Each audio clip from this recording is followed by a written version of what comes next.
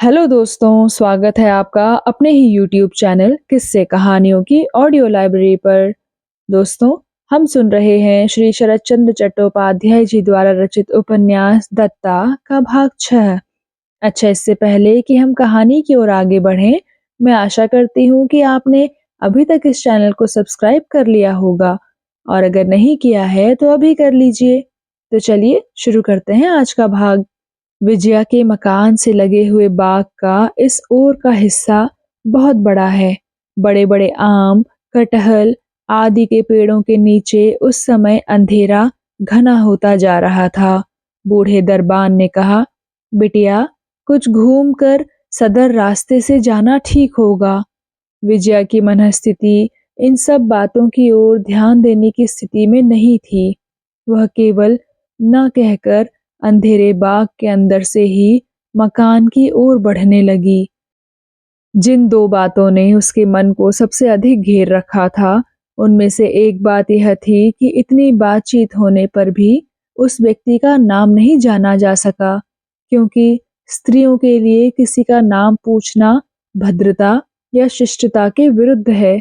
दूसरी यह कि 2 दिन के बाद वह कहाँ चले जाएंगे, यह प्रश्न 100 बार मुंह पर आ जाने पर भी हर बार केवल शर्म के कारण बाहर न निकल सका।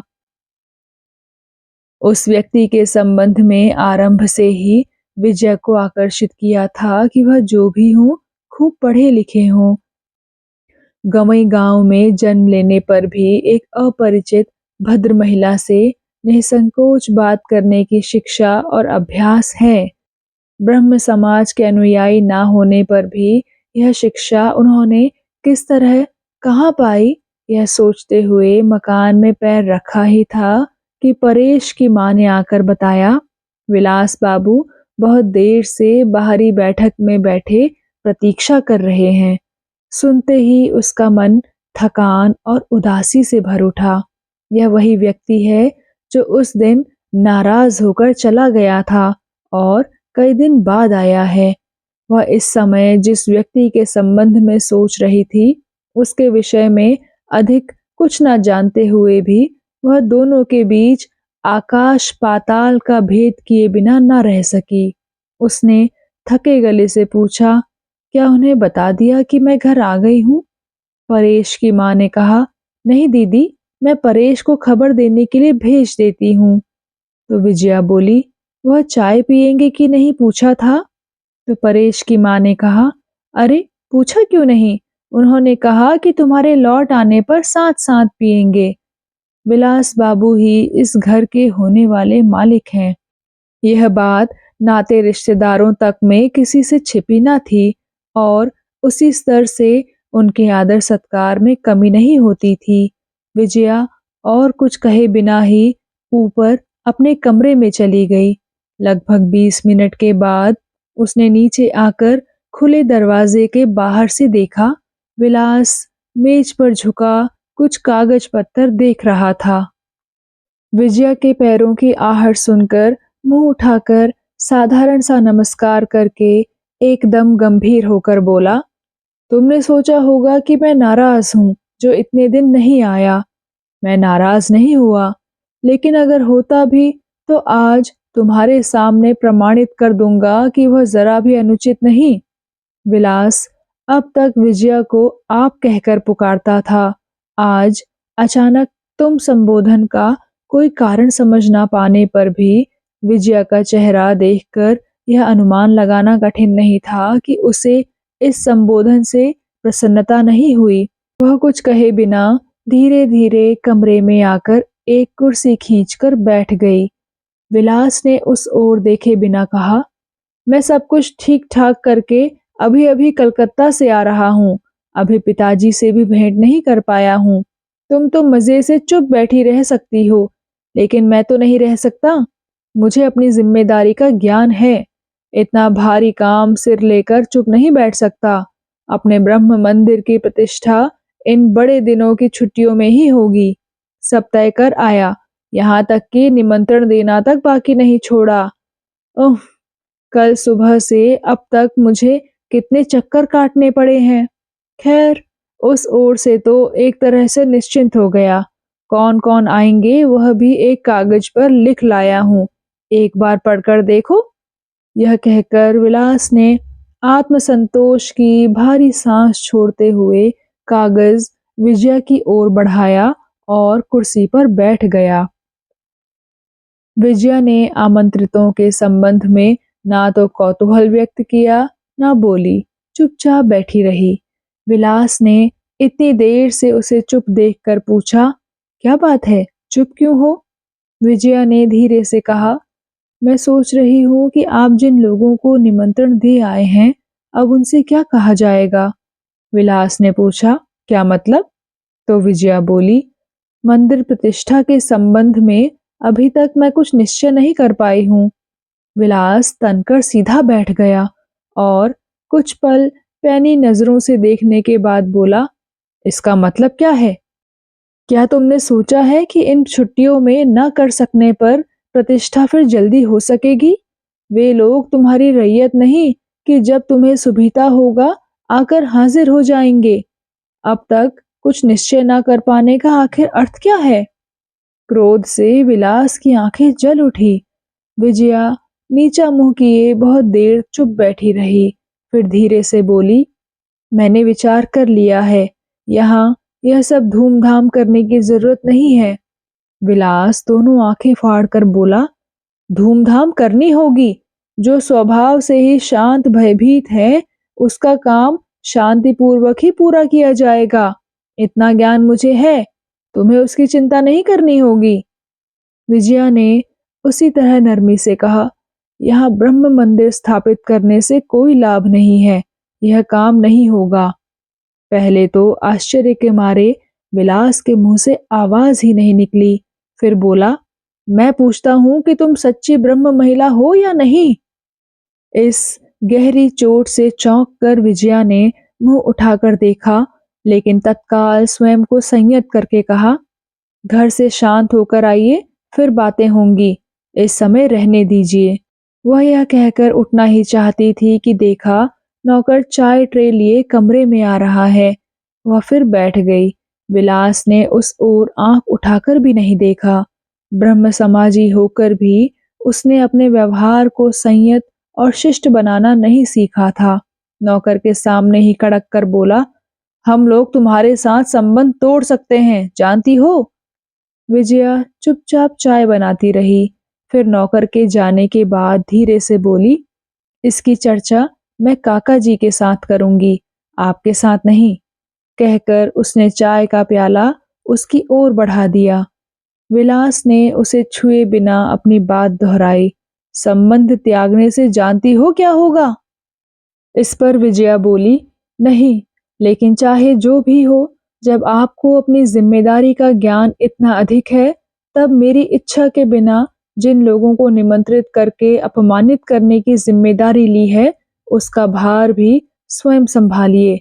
मुझसे हिस्सा बांटने का अनुरोध मत कीजिए। विलास ने दोनों आंखें चमकाकर जोर से कहा, मैं कामकाजी आदमी हूँ, काम से ही प्रेम करता हूँ, खेल से नहीं, ये याद रखो विजया। विजया ने स्वाभाविक शांत स्वर में कहा, अच्छा, मैं यह नहीं भूलूंगी। इस बात में छिपे व्यंग ने विलास को एकदम पागल कर दिया। वह लगभग चीख कर बोला, अच्छा, जिससे ना भूल सको मैं वही करूंगा। उत्तर ना देकर विजया चाय के बर्तन में चम्मच डुबाकर हिलाने लगी। उसे चुप देखकर विलास ने अपने को कुछ संयत करके पूछा, इतना बड़ा मकान किस काम आएगा, यह बताओ? क्या उसे यों ही डाला रखा जाएगा? विजया ने मुंह उठाकर दृढ़ता से कहा, नहीं, लेकिन यह मकान लेना है, यह अभी तक निश्चित नहीं हुआ है। उत्तर सुनकर विलास क्रोध से अपने आप को भूल गया। जमीन पर जोर से पांव पटक कर उसने दोबारा चिल्लाकर कहा, तय तो हो चुका है, 100 बार तय हो चुका है। मैं समाज के प्रतिष्ठित व्यक्तियों को बुलाकर उनका अपमान नहीं कर सकता। यह मकान हमें चाहिए ही। तुम्हें आज मैं बताए जा रहा हूँ कि यह मैं करके ही छोड़ूंगा। यह कहकर उत्तर की प्रतीक्षा किए बिना वह तेजी से कमरे से निकल गया।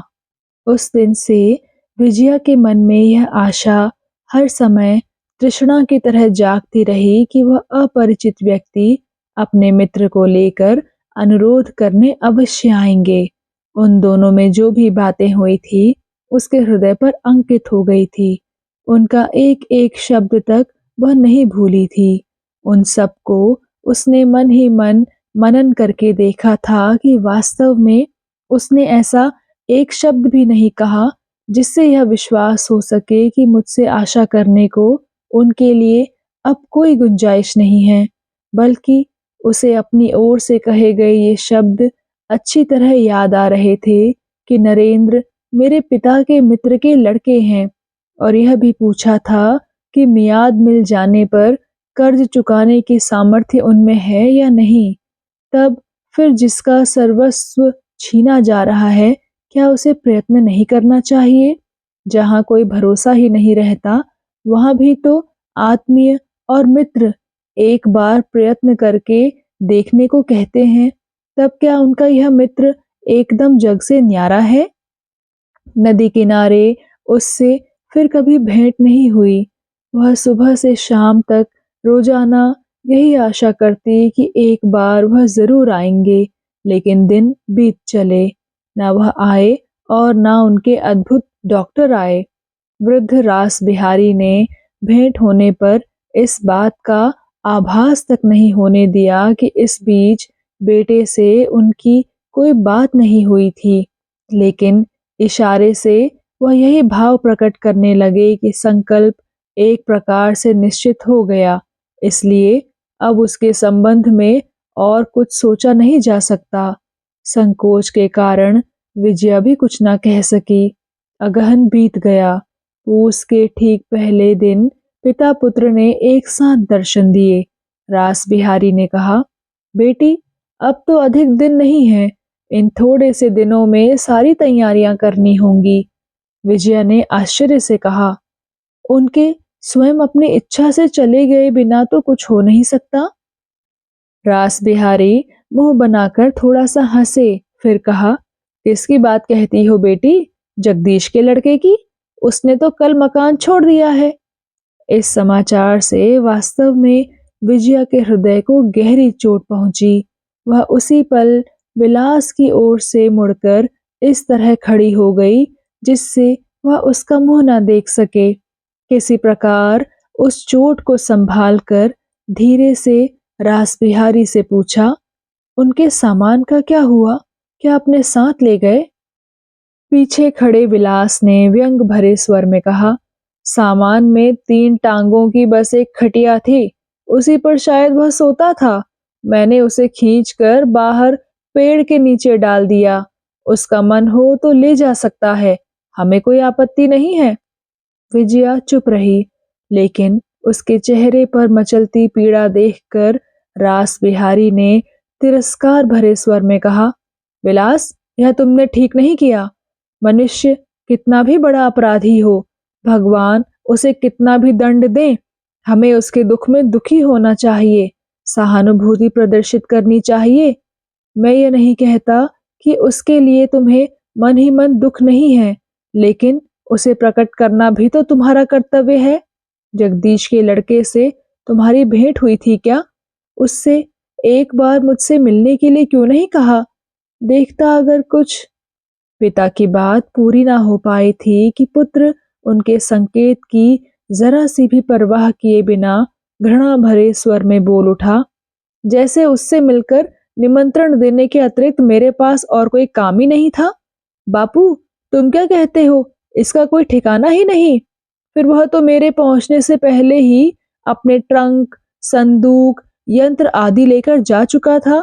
विलायत का डॉक्टर, निकम्मा, लंपट कहीं का, कहकर वह और न जाने क्या क्या कहने जा रहा था कि रास बिहारी ने विजया के मुंह की ओर आड़ से देखकर गुस्से में कहा, नहीं विलास, तुम्हारी इस तरह की बातें मैं क्षमा नहीं कर सकता।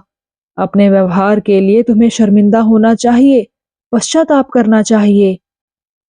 लेकिन विलास ने जरा सा भी शर्मिंदा हुए बिना उत्तर दिया, किस लिए बताइए? मुझे दूसरे के दुख से दुखी होने, दूसरे का कष्ट मिटाने की काफी शिक्षा मिली है, लेकिन जो दंभी घर पर आकर अपमान कर जाए, उसे मैं क्षमा नहीं कर सकता। मैं पाखंडी नहीं हूँ। विलास की इस बात पर दोनों आश्चर्य में पड़ गए। रास बिहारी ने पूछा, आखिर घर पर आकर तुम्हारा कौन अपमान कर गया?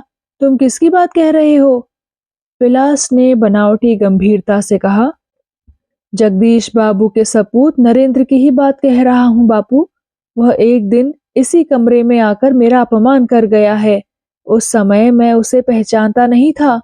फिर विजया की ओर इशारा करके बोला, उसने तो तुम्हारा भी अपमान करने में कसर नहीं छोड़ी थी, मालूम है?